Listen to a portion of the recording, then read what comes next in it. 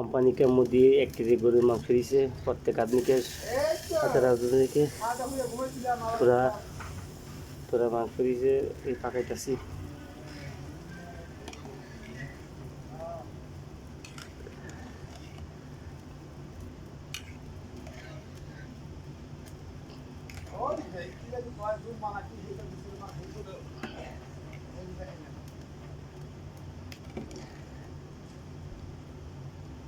গরুর মাংস